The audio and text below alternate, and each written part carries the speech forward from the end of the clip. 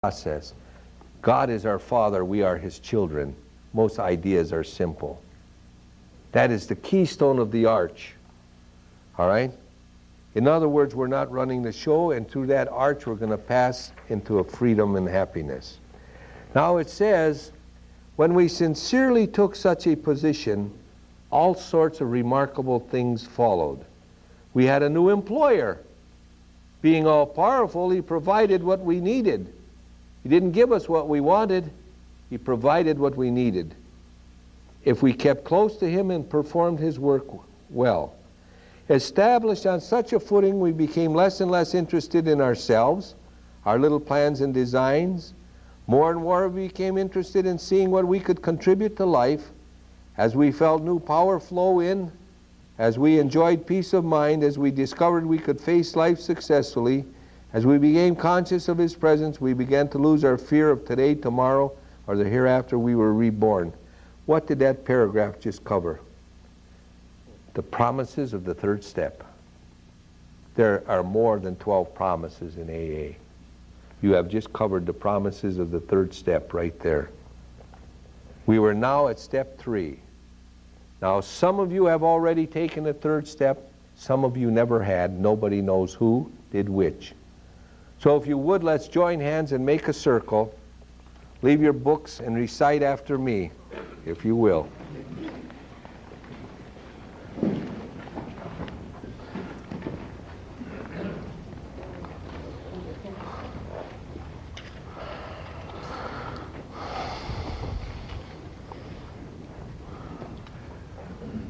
Many of us said to our Maker as we understood Him, now you recite after me, God, I offer myself to Thee.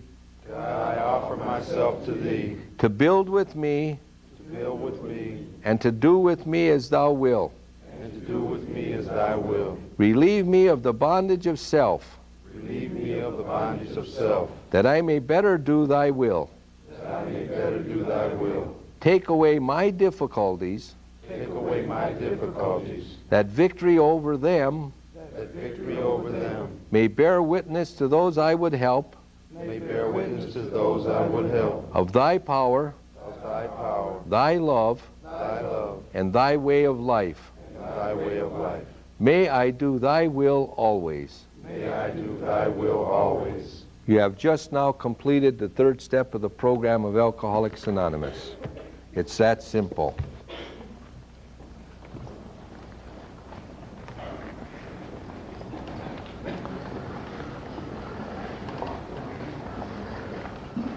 Look what it says after that. We thought well before taking this step, making sure we were ready, and we could at last abandon ourselves utterly to Him. In other words, it's telling you that if you're not going to go on with the rest of the program, and you're not going to change your lifestyle, stop. Don't go any farther. Because then you're making a mimicry out of this. If you go through this process and you believe you're going to do it, and you start living the same way without trying to change, then it's not going to work. But if you're sincere and you thought well about taking this step, and after you took this step, if you think well and you want to go on, then this program's going to make sense. At last, abandon ourselves utterly to Him. We found it very desirable to take this spiritual step with an understanding person, such as our wife, best friend, or spiritual advisor. Why do you think they have wife, best friend, or spiritual advisor and not another member of AA? Because there was no fellowship around. And this is 1939. There's only 100 sober alcoholics, and the book is going national. So they can't tell you to go to an AA member because there's no AA members around. So they're telling you to select a person. If this was written today with the fellowship and the numbers of groups, I'd say find another person in the program. That's the way I think they would say it. But it is better to meet God alone than with one who might misunderstand. And I don't think there's anybody in here who would take a step with anybody who would misunderstand why we're doing it. The wording was, of course, quite optional so long as we expressed the idea, voicing it without reservation. This was only a beginning. What was only a beginning? The decision, the prayer is only a beginning. Though if honestly and humbly made, in effect sometimes a very great one was felt at once. It said the first requirement to turn our will and lives over to the care of God as we understood Him was to get rid of self-will, right? Next, it's telling us what to do next. That's the first requirement. You said the third step prayer. That's the first requirement. Here comes next. This is what we do next. Next, we launch out on a course of vigorous action, the first step of which is a personal house cleaning, which many of us had never attempted. Though our decision was a vital and crucial step, it could have little permanent effect unless what? At once followed by a strenuous effort to face and be rid of the things in ourselves which had been blocking us. Blocking us from what? God. You're trying to find the things in your life that have been blocking you from God. What does it say? Our liquor was but a symptom. It does not say our liquor was a symptom of our disease. It does not say that. That is misinformation presented by the fellowship of AA. It never says liquor is but a symptom of our disease. It says liquor is but a symptom. It does not keep God out of our lives, because there are social drinkers who drink and that doesn't keep God out of their life. You have to keep that in context so you understand what you're doing. Our liquor was but a symptom. Liquor does not keep God out of our lives. So we had to get down to causes and conditions that keep God out of my life. That's what the inventory is all about. I made a decision to turn my will and life over to the care of God as we understood Him. I turned my will and life over by saying the third step prayer. Now I'm going to get down to the causes and conditions that will keep God out of my life, because that's what I'm in the process of doing, bringing a power greater than myself into my life, which will restore me to sanity. Do you understand now where you're at? Now that you made a decision, it tells you at once you should go into an inventory.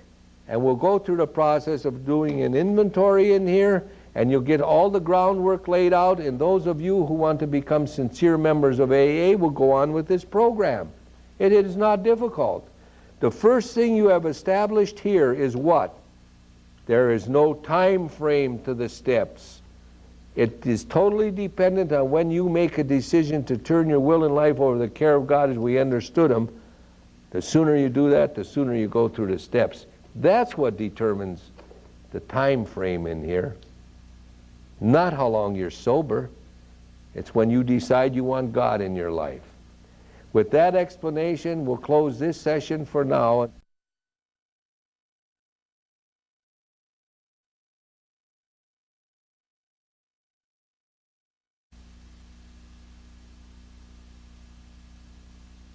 Jails can detox you. Self-abstinence can detox you.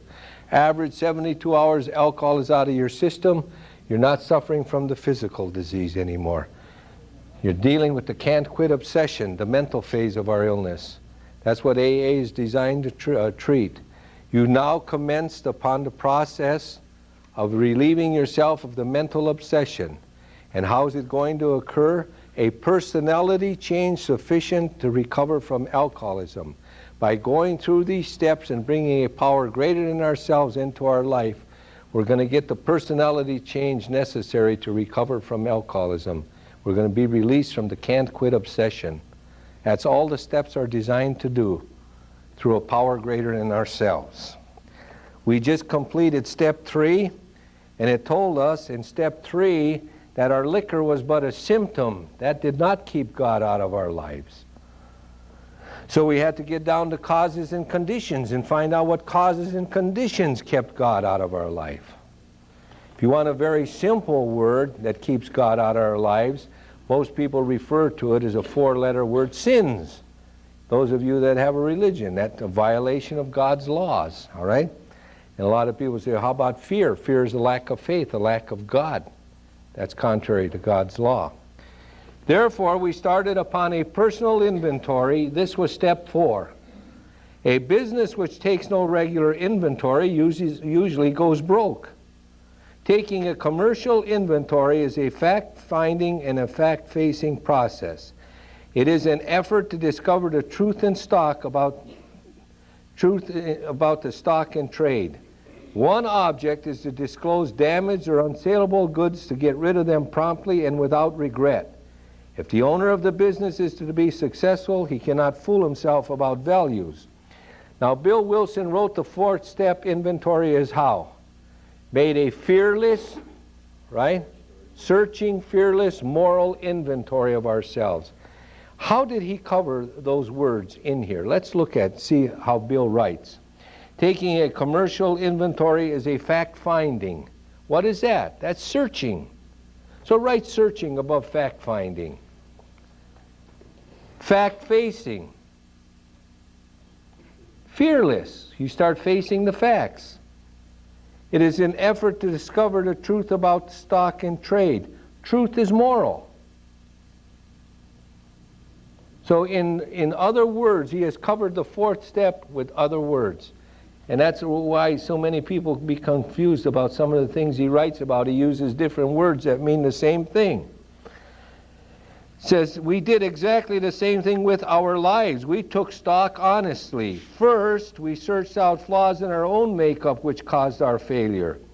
Being convinced that self manifested in various ways was what had defeated us, we considered its common manifestations. The first flaw we find in our makeup is what? Self. It's telling you that. First, we searched out the flaws in our own makeup which caused our failure, being convinced that self. See, that's ego, I, self-will, manifested in various ways was what had defeated us. We considered its common manifestations. When we're acting as God, the first manifestation we're going to run into is what? Right there, resentment. When we start playing God, we're going to have resentments. Resentment is the number one offender. It destroys more alcoholics than anything else. From it stem all forms of spiritual disease, for we have not been only mentally and physically ill, we have been spiritually sick. When the spiritual malady is overcome, we straighten out mentally and physically. How? Through spirituality. We don't go into mental health and exercise to get well spiritually. We go into spirituality and we get well physically and mentally also. In dealing with resentments, we set them on paper. Now, what is a resentment? Is this something new to us? How long have resentments been recorded? Sure, we got them in the Bible, don't we? Father Joe gave Mass yesterday, and he was speaking about the man who brought his gift to the altar, and he had a speck in his brother had a speck in his own eye, or words to that effect. In other words, the guy brought his gift to the altars, but he had something against his brother, and he says, if you have something against your brother, leave the gift at the altar, go rectify that, and then bring your gift. It's almost exactly as what we pray in the Lord's Prayer. Forgive us our trespasses as we forgive those. See, we have to forgive others to be forgiven also. Well, some people are not aware of that. And we say that every time we go to a meeting. We're saying to God, if I can't forgive other people, then don't forgive me. Resentment, the root of the word is sentiri. The root of the word resentment is sentiri. It means to live. So when you have a resentment, you're reliving an experience in your life, usually a bad one. And it'll eat you up. It'll cause ulcers and headaches and a lot of other things. Sleepless nights. That's what's meant in here. When you can't sleep at night, you got a resentment, and a man is occupying space in your head rent-free. The Bible records resentments. It says, if a man asks you to carry his pack a mile, carry it 2 miles. What does that mean? Well, it means in regard to the Roman soldiers, they were the superior race at that time. And when they were going through a town or a city, they had the right to request of any local citizen to carry their pack for a mile.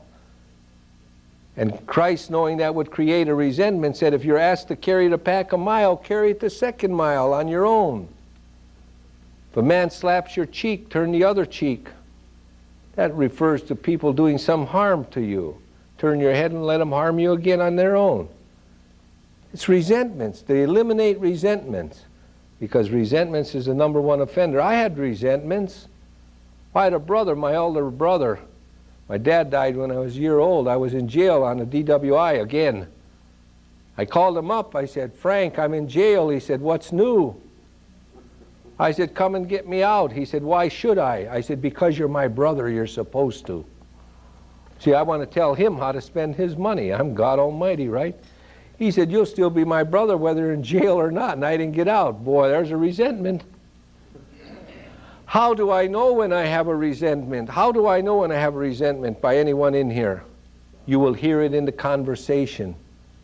If you have a resentment toward me and somebody mentions my name and somebody has a resentment toward me, I can guarantee you they're going to come off with something negative. You will know immediately who has resentments by the conversation and what they speak about. And people used to trouble me. Words, boy, they trouble me. Milt said yesterday, pushing buttons. I rode with my sponsor, and on the way to Vermilion, he said, stop the car and let me out. I said, don't you want to go to the Vermilion meeting? He said, not with you. By the time we get there, I won't like anybody in AA anymore. I was terrible on that. People used to affect me. Now I learned tolerance and patience. I understand that I have grown a little bit more. I know this because I can come to an AA meeting and enjoy all the people there. At one time, 50% of them were good, 50% of them were rotten. It was all in me. In dealing with resentments, we set them on paper. We listed people, institutions, or principles with whom we were angry. Now, a little bit of self-disclosure here again may help you. I had a manslaughter charge on me, and the attorney said it looks bad. He said, get a letter from your priest. May help you when we go to court. And I went to see my priest, and I was the assistant coach on a CYO team. And I told him what I needed. And he opened up a book, and he looked at it, and he said, what did you say your name was? And he knew who I was. He says, I don't know who you are. You know what that book was? Contributions. And I didn't get a letter. He said, you better find somebody that knows you. Now, when I went to the state reformatory, and anybody asked me, why are you here? I was no longer there for a manslaughter charge. I told them a priest didn't write me a letter. Who am I blaming now for my manslaughter charge and my incarceration? Not the act that I did. Now I'm pointing the finger. Principles and institutions. I can relate to that. When I finally got into the big book and I saw that, I knew what I was talking about in here now. And I carried that into AA with me and thought I had a legitimate reason. You see, I placed God into an individual and I tried to make a man of God in the institution and everything else. There's where I'm in the trouble. We're all human beings. That's why it says people don't put anybody on a pedestal. It took a long time for me to get back to this God as I understand him, because I met people who told me I didn't have to. And I built on this resentment.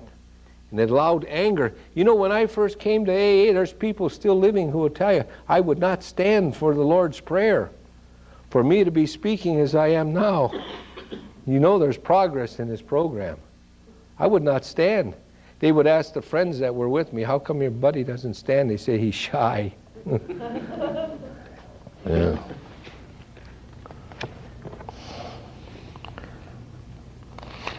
We asked ourselves why we were angry.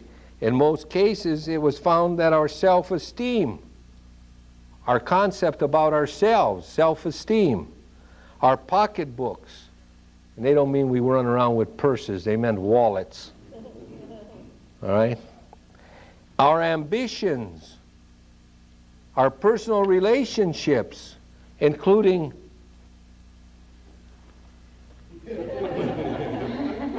that word none of us mention. Sex, we're hurt or threatened.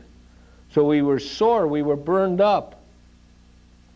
You know, sex and spirituality are about the same. Everybody's doing it and nobody talks about it. On our grudge list, we set opposite each name our injuries. Was it our self-esteem, our security, our ambitions, our personal or sex relations which had been interfered with? We were usually as definite as this example. Now, most people use these sheets that Joe and Charlie put out, and I used them a couple of times myself.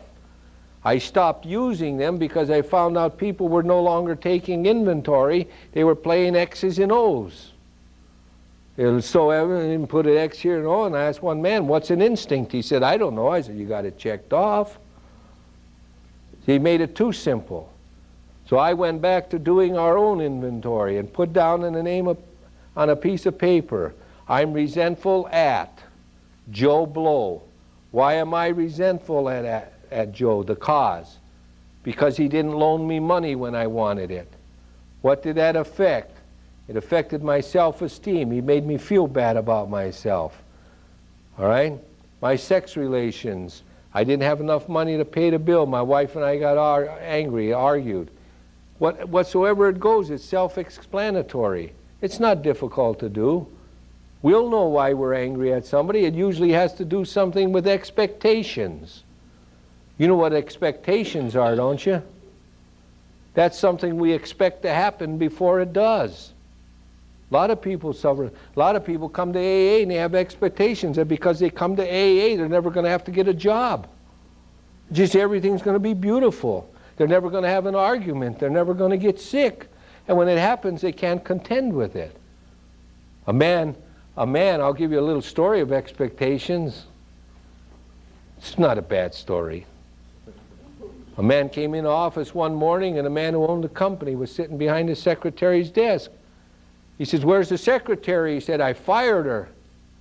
He said, you fired her? Why? He said, I'll tell you why. Last Friday was my birthday. And I got up in the morning, and I felt fine. I'm in good health. Business is really going great. I opened up the third store. The wife and family are really doing good in good health. Mortgage is all paid. Money's coming in, money in a bank. And I went downstairs and I said good morning to the wife and family, and they didn't even grunt at me. Nobody even said good morning. I ate my breakfast and left, and no one said goodbye or happy birthday. And I came into the office, and the secretary ran up and she gave me a kiss. She said, happy birthday, boss. May you have many, many more. And she really made me feel good. She remembered my birthday.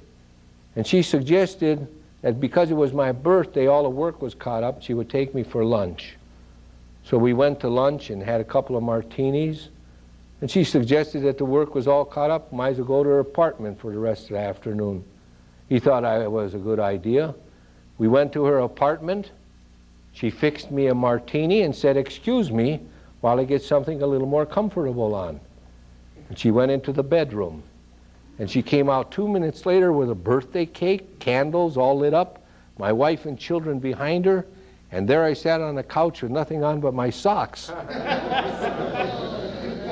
That's expectations.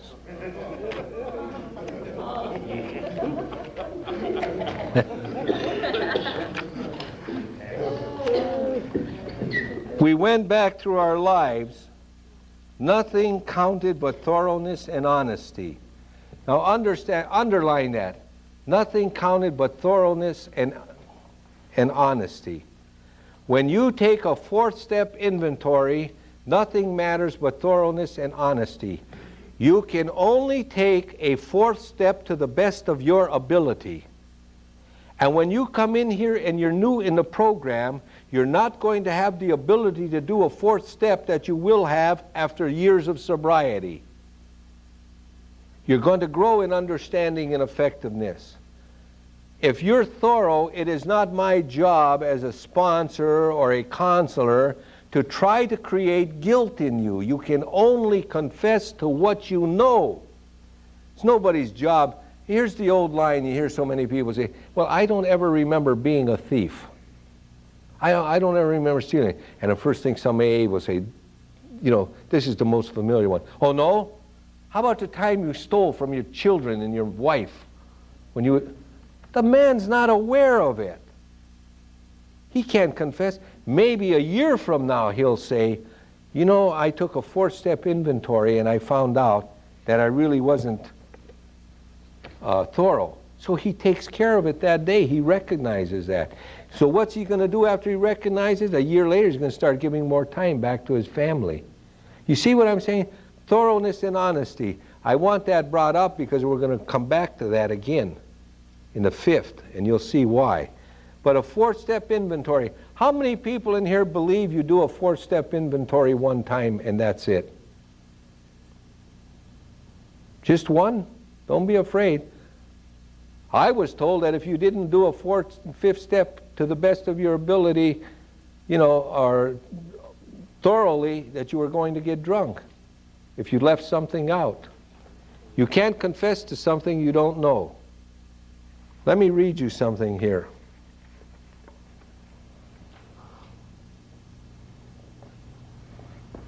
Now, willing to commence the search of his own defects, this is 4th-step inventory, he will ask, just how do I go about this? How do I take inventory of myself? Look what's underlined here that I have in the 12 and 12. Since step 4 is but the beginning of a lifelong practice, it can be suggested that he first have a look at those personal flaws which are acutely troublesome and fairly obvious. It tells me that the 4th-step inventory is the beginning of a lifelong process. It doesn't say I pick it up again in the 10th. It says the 4th-step inventory is but the beginning of a lifelong process. In other words, I don't do it one time and throw it away. I do it repeatedly. I don't know how you can do a perfect 4th step one time. It's impossible. I was sober 22 years and running a treatment facility. When a man in treatment brought something about his own life, he brought it up, and it hit me between the eyes. 22 years later, another man brought something out of my own life that I had totally forgotten. 22 years later, I took care of it that day. I didn't go out and get drunk and say, oh my God, I didn't take a complete 4th inventory. I messed up, now I have to go get drunk. I took care of it that day. A searching, fearless moral inventory. We grow in understanding and effectiveness by constantly practicing it daily. To the best of your ability, and your ability today is not going to be as good as your ability 5 years from now. And your ability is going to be better 10 years from now. Because I can say things today that I couldn't say 5 years ago. And I was saying things 5 years ago I couldn't say 5 years previous to that. Because I understand what they're speaking about in here when they say spiritual progress. When we were finished, we considered it carefully. The first thing apparent was that the world and its people were often quite wrong. To conclude that others were wrong was as far as most of us ever got. The usual outcome was that people continued to wrong us and we stayed sore. Sometimes it was remorse and then we were sore at ourselves. But the more we fought and tried to have our own way, the worse matters got. As in war, the victor only seemed to win. Our moments of triumph were short-lived. It is plain that a life which includes deep resentment leads only to futility, unhappiness, and I say prayers for adult children of alcoholics every day. Because they believe that their condition is the result of others' behavior, failing to understand that forgiveness is a gift. To the precise extent that we permit these, do we squander the hours that might have been worthwhile. But with the alcoholic whose hope is the maintenance and growth of a spiritual experience, this business of resentment is infinitely grave. We share our strength, our hope, and our experience. What's our hope? We just read it. But with the alcoholic whose hope is the maintenance and growth of a spiritual experience, this business of resentment is infinitely grave. We found that it is fatal. For when harboring such feelings, we shut ourselves off from the sunlight of the Spirit. The insanity of alcohol returns and we drink again. And with us, to drink is to die. Here comes the second warning. If we don't get rid of resentments, we will drink. It doesn't say, but I can have resentments as long as I go to an AA meeting. Does not say that. It doesn't say an AA meeting is the cure-all for everything. Your second symptom of relapse. I must get rid of resentments or I will drink. And when a guy relapses, did you go through the program?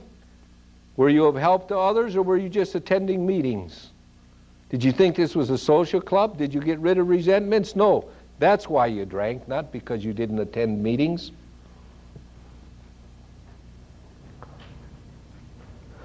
If we were to live, we had to be free of anger. The grouch and brainstorm were not for us. They may be the dubious luxury of normal men, but for the alcoholics, these things are poison.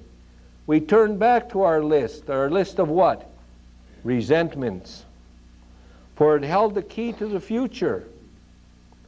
We were prepared to look at it from an entirely different angle. We began to see that the world and its people really dominated us. In that state, the wrongdoing of others, fancies or real, had power to actually kill. Here comes the question. How could we escape? If resentments are killing us and leading us to anger and getting us drunk, it's asking a question now. How can we escape from this? How can we escape from resentment? We saw that resentments must be mastered, but how? Question again. We could not wish them away any more than alcohol. How many of you have heard how to get rid of resentments when you have them in AA? How? Prayer. How else? I heard one guy say, go in your room and pray for 3 weeks for the resentment to leave you and it'll go. Who started that? This program is designed not for after something occurs, it's designed to prevent something from occurring. Let's look at what AA says about how we deal with resentments so we get the proper action, not the after-the-fact action. Page 66, bottom of the page. This was our course. If we want to master resentments, it's telling us how. We realize that people who wronged us were perhaps spiritually sick. Though we did not like their symptoms and the way these disturbed us, they, like ourselves, were sick too. We asked God to help us show them the same tolerance, pity, and patience that we would cheerfully grant a sick friend. When a person offended, we said to ourselves, not to him, we said to ourselves, this is a sick man. How can I be helpful to him? God save me from being angry, thy will be done. We avoid retaliation or argument. It doesn't say I have a legitimate reason to be angry. I have a right to have resentments, a man told me.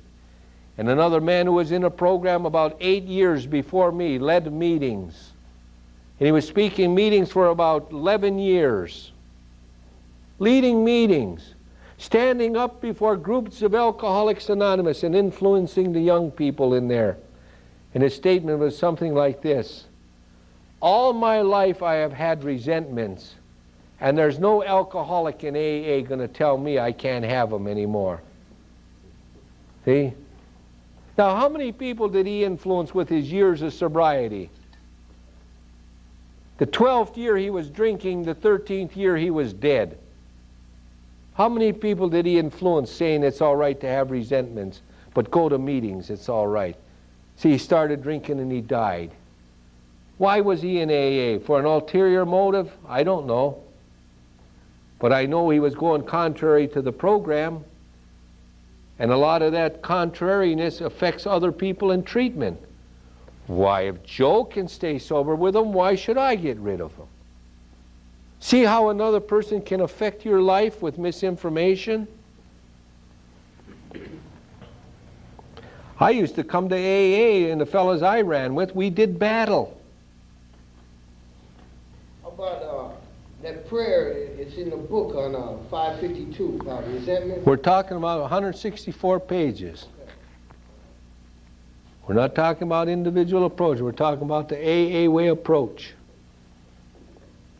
We ask God to help us show them the same tolerance, pity, and patience we would cheerfully grant a sick friend. How do you ask God? Prayer. And we say, thy will be done, the most strong prayer in this program, thy will be done. God, help grant me, show him same patience and tolerance I would a sick man. Because I'm saying to myself, this man is spiritually sick. How may I be of service to him? Thy will, not my will, be done. My will would get even with him. You ever hear the guy say, I don't, how does it go? I don't get mad, I get even. Floating around the AA.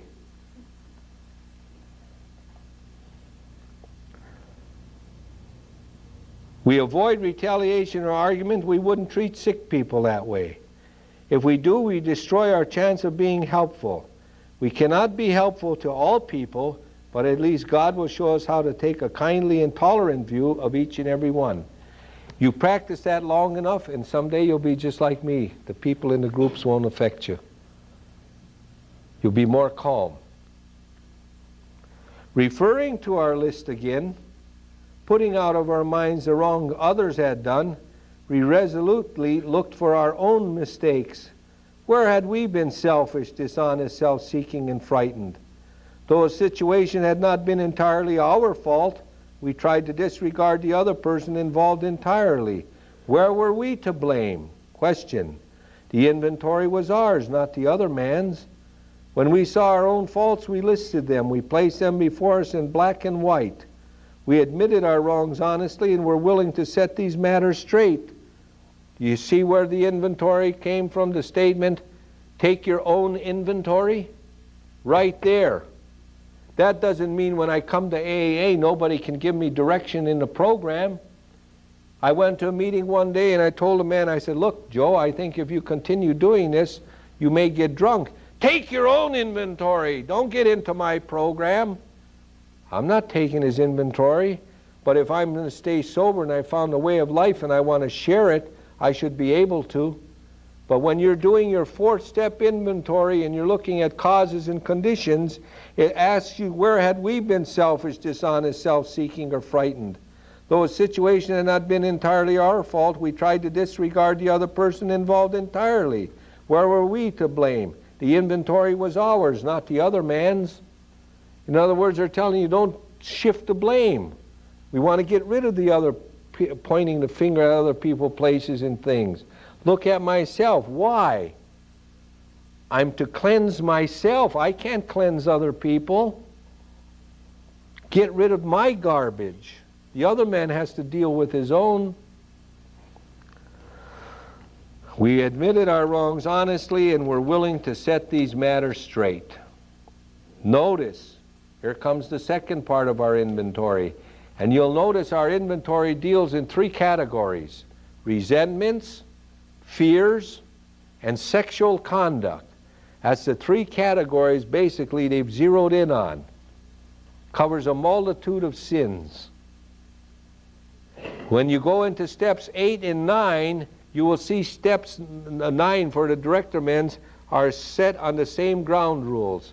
You will be dealing with resentments first in step 9, and then fears, and then sexual conduct. Exactly the way you do the inventory is the way you do the amends. We'll bring that out in step 9. Notice that the word fear is bracketed alongside the difficulties with Mr. Brown, Mrs. Jones, the employer and the wife. This short word somehow touches about every aspect of our lives. It is an evil and corroding thread. The fabric of our existence was shot through with it. It set in motion trains of circumstances which brought us misfortune we felt we didn't deserve. But did not we ourselves set the ball rolling? Sometimes we think fear ought to be classed with stealing. It seems to cause more trouble. We reviewed our fears thoroughly. We put them on paper. Even though we had no resentment in connection with them, we asked ourselves why we had them. Again, wasn't it because self-reliance failed us? Self-reliance was good as far as it went, but it didn't go far enough. Some of us once had great self-confidence, but it didn't fully solve the fear problem or any other. When it made us cocky, it was worse. Perhaps there is a better way. We think so, for we are now on a different basis, the basis of trusting and relying upon God. We trust infinite God rather than our finite selves. We are in a world to play the role He assigns, just to the extent that we do as we think He would have us, and humbly rely on Him, does He enable us to match calamity with serenity. In other words, it's telling you if fears are a part of your life, you handle them the same way we did the others. I have this fear, the cause, and it affects my what? And only you know what your fears are. Your fears may be money, debts that you owe. Your fears may be some crime that you committed and you didn't get caught for it. Your fears may be you had an illicit love affair with somebody beside your wife or your husband, and you're afraid you're going to get caught. What are your fears? We're not talking about psychological fears like acrophobia or claustrophobia or these things. I suffered from claustrophobia when I was drinking. One morning I woke up, I was screaming, "Mom, Mom, the walls are closing in on me." She came running in, she looked at me and she said, "You damn drunk, you're in the hallway." Yeah.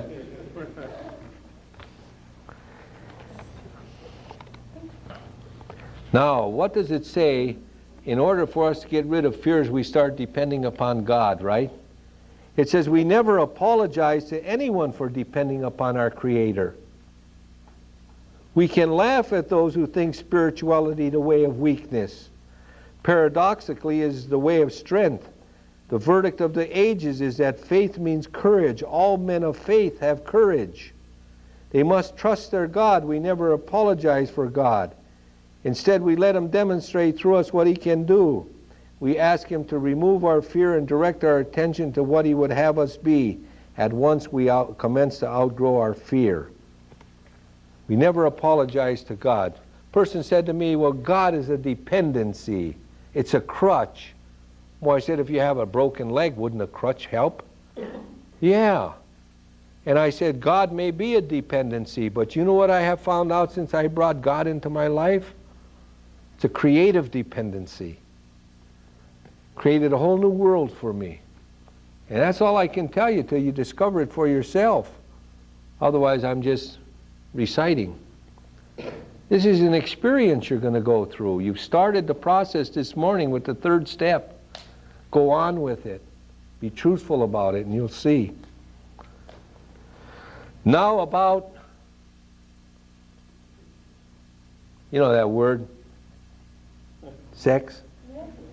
Somewhere around August, September, October in the 24-hour book, there's one day designed to sex.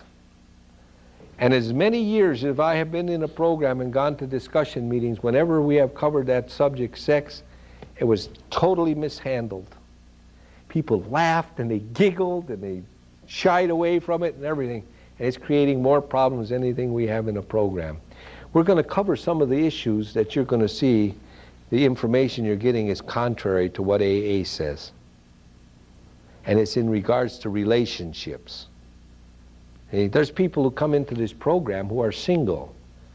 And he got married people telling them you can't have a relationship for a year. Well, how the hell do you know? You've never been single in a program.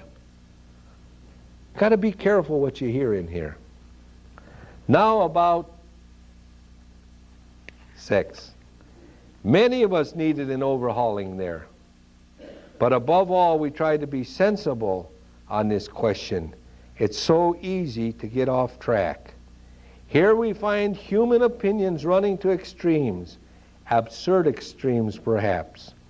One set of voices cry that sex is a lust of our lower nature, a base necessity of procreation.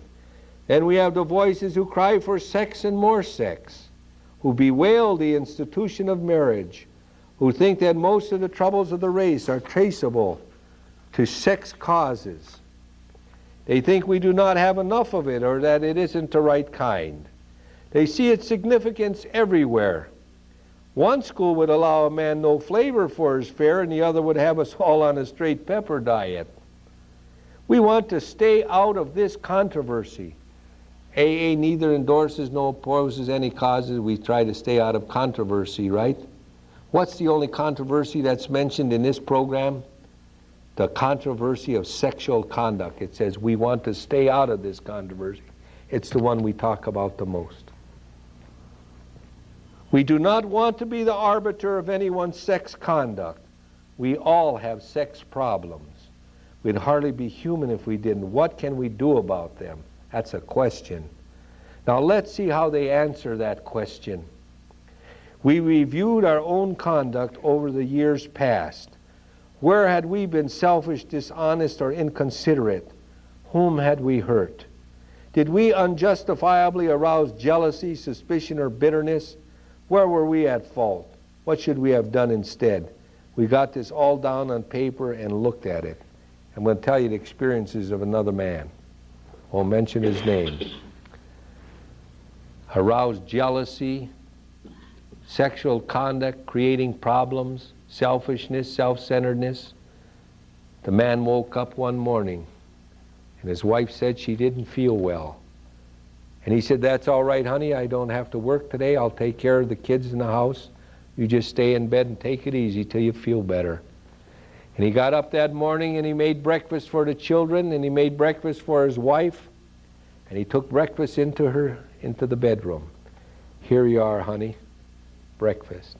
"Oh, thanks. Isn't that nice?" He fed the children breakfast, finished breakfast, did the dishes, dressed the kids up, and took them out to the park. Stayed with them until noontime. Brought them home, made the children lunch, brought his wife lunch in bed. After that, put the children down for a nap, went out, took care of the yard, and cleaned up the house a little. When the children awakened, he played with them, made them dinner, fed them dinner, and took dinner to his wife, laying in bed. After that was done, he cleaned up the dishes, took them back out to the park, and played with them that day until bedtime. All the while, he allowed his wife to rest. After he was through, it was nighttime, time to go to bed, and he laid in bed, and he felt he should get his reward. And he wanted to have sex with his wife. And she said, "I'm sorry, dear, I don't feel well." And he jumped up and said, "You don't feel good. Look what I did for you all day." He didn't do anything for her. All day long he did these things because he expected a return. He was selfish in his own activities. So as a result, the next morning when they got up, she was still feeling badly. And the children were in the kitchen. And they said, "Daddy, are you going to make me breakfast?" And he said, "Go ask your mother to do it. She runs the house." And now he did not get his just reward. And what's going to happen in his house? Everyone, including the children, are going to pay the bill. So she came out of the bedroom and knew the consequences, even though she didn't feel well. She's sitting at the table, and the telephone rang. And the question here is, did we unjustifiably arouse jealousy, suspicion, or bitterness? And a voice on the telephone said, "Hello, this is the aluminum company selling awnings and drains. Would you like some in your house?" And he said no, and she hung up. And the wife was sitting there at the kitchen table, and he said, "Oh yes, I remember that." And he pretended like he was having a conversation with another person. "Oh, those were the good old days. Maybe we can get back together again sometime and pick up where we left off." And his wife is listening to the conversation, and when it was completed, said, "Who was that?" And he said, "That was Mary Jane." Who was Mary Jane? His old girlfriend. And there was nobody on the telephone. Do you know what AA is talking about in here? Do you see what's happening to us when we come into this program and we can't get out of ourselves? This is exactly what they're talking about.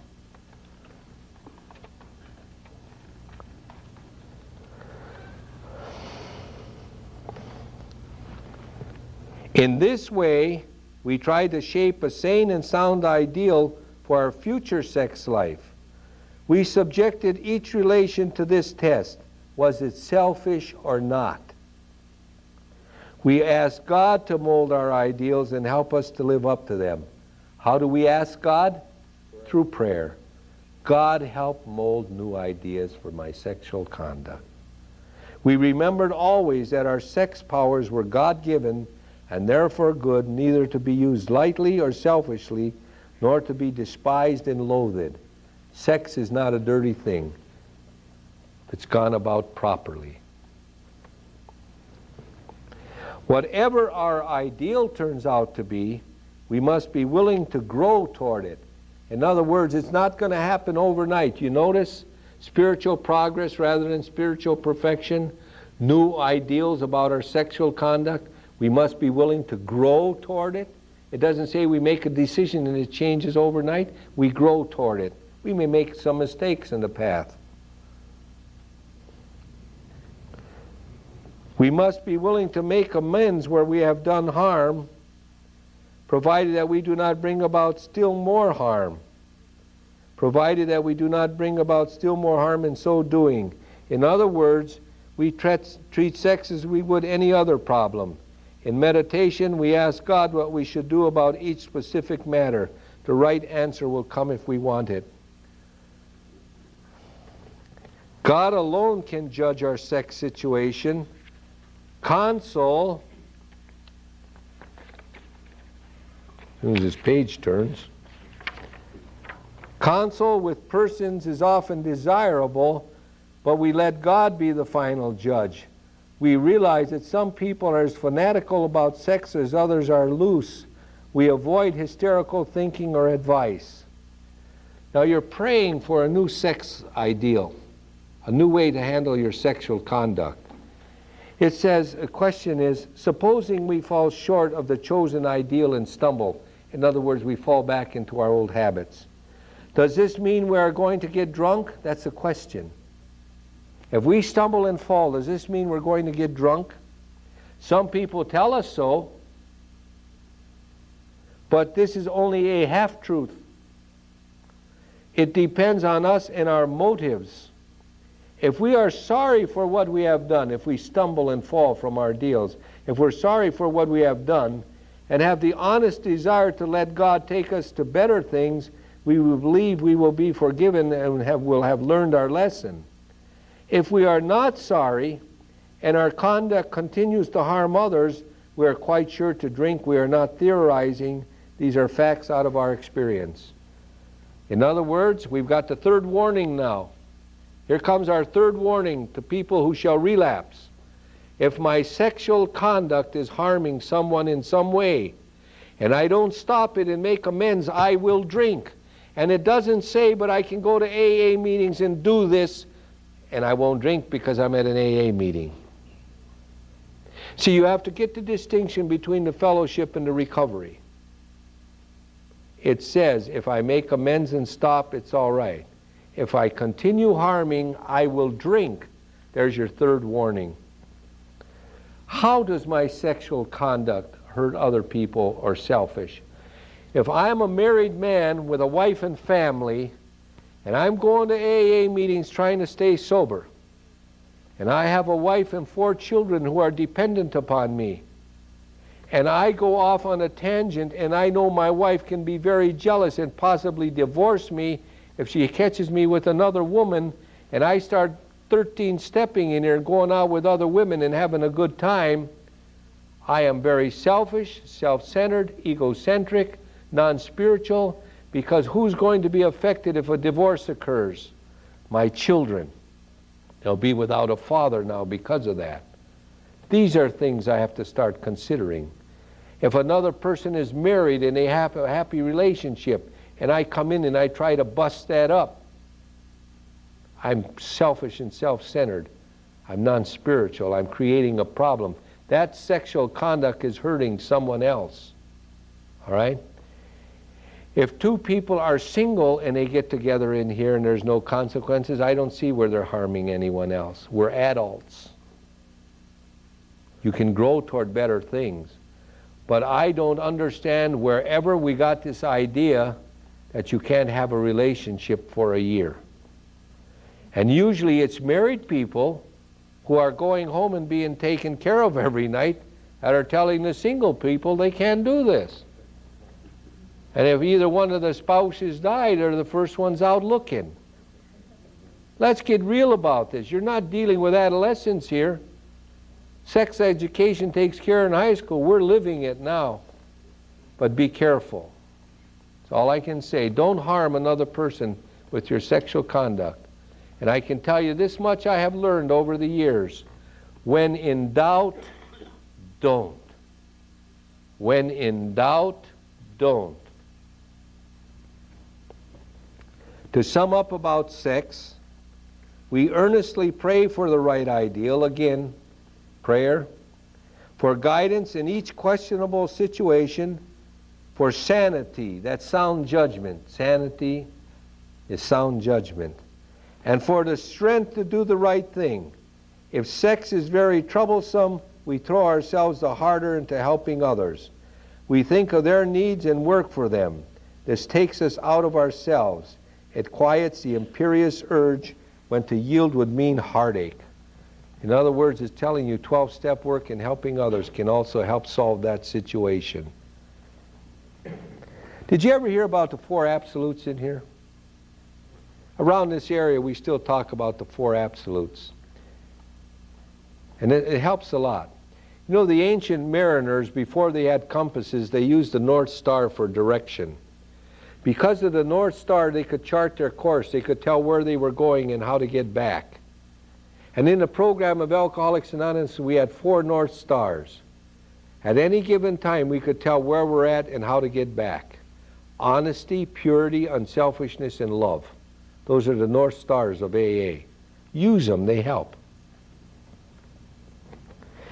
If we have been thorough about our personal inventory, we have written down a lot. We have listed and analyzed our resentments. We have begun to comprehend their futility and their fatality. We have commenced to see their terrible destructiveness. We have begun to learn tolerance, patience, and goodwill toward all men, even our enemies, for we look on them as sick people. We have listed the people we have hurt by our conduct and are willing to straighten out the past if we can. In this book, you read again and again that faith did for us what we could not do for ourselves. We hope you are convinced now that God can remove whatever self-will has blocked you off from Him. Remember what we said? Selfishness, self-centeredness is the root of our problem. Why? Because that blocks God out of our lives. It tells you again. We hope you are convinced now that God can remove whatever self-will has blocked you off from Him. The more I get rid of self-will, the more God I get. If you have already made a decision and an inventory of your grosser handicaps, you have made a what? A good beginning. That being so, you have swallowed and digested some big chunks of truth about who? Yourself. Now, we have concluded a very light coverage of the 4th step inventory. And the reason I have gone to making the 4th step inventory a little lighter, we're going to clear up a little bit in the 5th step. And I hope to clear some misconceptions up about a 4th inventory by doing the 5th. You're also going to find out in there that if you go to a meeting and everybody tells you this is a difficult task, you're going to start believing it. And more people I am hearing are saying, I'm having a terrible time with the 4th step. And I said, why? I'm afraid to look at myself. I'm afraid of what harm I will do. Don't be afraid. If I told you, if you come and told me your problems, I'm going to give you $1 million, you'd all be beating down the door. Giving you something better than $1 million. Giving you peace of mind and serenity. You hear a lot about that in AA, peace of mind and serenity. What's the difference between the two? Peace of mind is when I go to sleep at night, I have no mental conflict to hash over in my brain. I go to bed at night and I don't lay down and worry about if I'm going to jail or the bill collectors are going to get me or my wife's going to divorce me or the dope dealer's going to get me. I don't worry about those things. I have peace of mind. I can sleep. Serenity is when there's storm and I handle myself through the storm. In other words, when things aren't going my way, serenity gets me through it. That's the whole intention of the serenity prayer. Serenity prayer I use when things aren't going my way. I'm tested. I heard a man in treatment say one time, calm waters does not make a good sailor. What's he saying? If all I am is calm waters, I'm never tested. But when it's stormy, then the good sailors will come to be, to the forefront. And in conclusion, If you want some help with the Serenity Prayer to know how to apply it, so you keep yourself out of a lot of difficulties with social structures and social ideals and social reforms, just put 2 words to the Serenity Prayer, because we got an abridged version of it. God grant me serenity within me to accept the things I cannot change within me, courage to change the things I can within me, and wisdom to know the difference within me, not everybody else around me. And when you apply the Serenity Prayer to changing your own condition, it starts working. I hear so many people say, I got to become involved in this. Why? Courage to change the things I can. No. We're looking for spiritual growth inside ourselves. And a lot of the conditions we're fighting are going to be changed by our attitudes changing. That concludes this session.